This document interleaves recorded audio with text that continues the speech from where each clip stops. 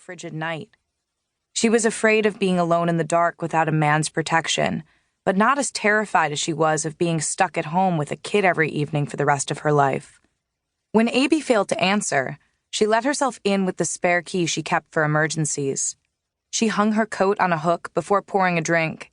After kicking off her heels under the octagonal card table, she settled down to play solitaire and nurse her grievances with a vodka neat, the poor person's martini, when she heard grunts from the kitchen.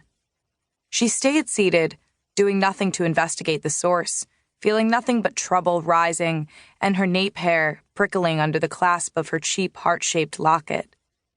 After a while, Abie swung through the kitchen door, unrolling his sleeves. "You gotta get out of here," he said, his eyes dead, the whites red-streaked. When she didn't move, he became agitated. "Now! Grab your coat, go!" Thelma choked, stung by his betrayal and frozen by the gut punch of disgrace, the familiar emotion of being unloved and unlovable. "That's some welcome, brother." "You don't get it. Get out of here. I'm not kidding, kiddo." His creased face gray and sweaty, Abie removed his handkerchief from his pants pocket and swabbed his brow. At 41, he was a very short, fit, big-headed man with a strong chin, handsome between flappy ears that would have dwarfed a man twice his size. "This is for your own safety. Grab your stuff now, baby, and scram." She didn't recognize this desperation, his frenetic urgency. "You're calling me baby, like I'm one of your cookies? Where am I supposed to go, Abie?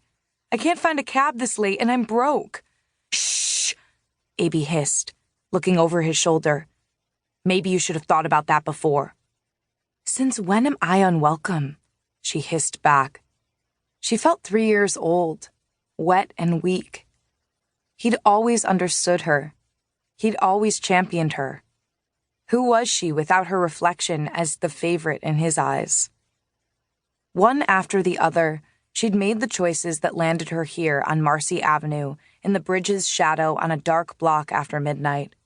She'd taken the risks, a widow trying to squeeze a spritz of joy from a cold night, packing up her cares and woes, feeling low and hoping she'd meet another man to rekindle her heart's flame before it was too late. "You sound like Annie," she said. "Our sister wouldn't be so dim to come here this late.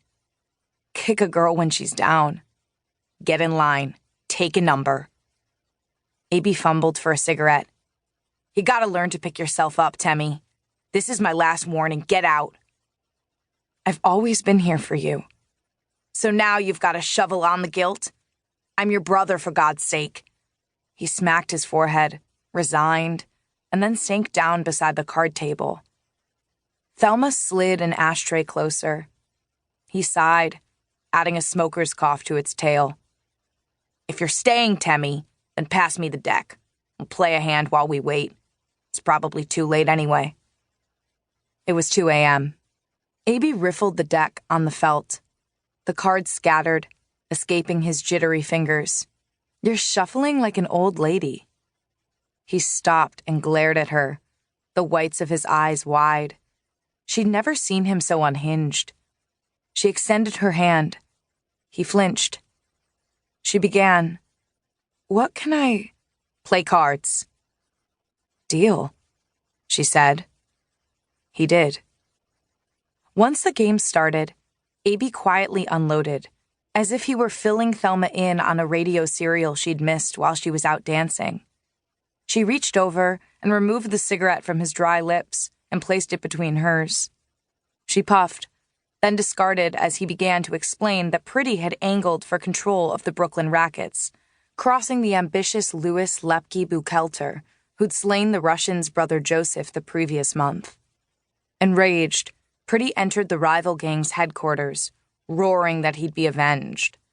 But Lepke struck first, telling Abie to set the trap by inviting the bereaved sibling over to the Marcy Avenue apartment that doubled as the Williamsburg Boys Club for drinks and girls. The kitchen door swung open, revealing a husky, pockmarked man in his undershirt, his eyes feral.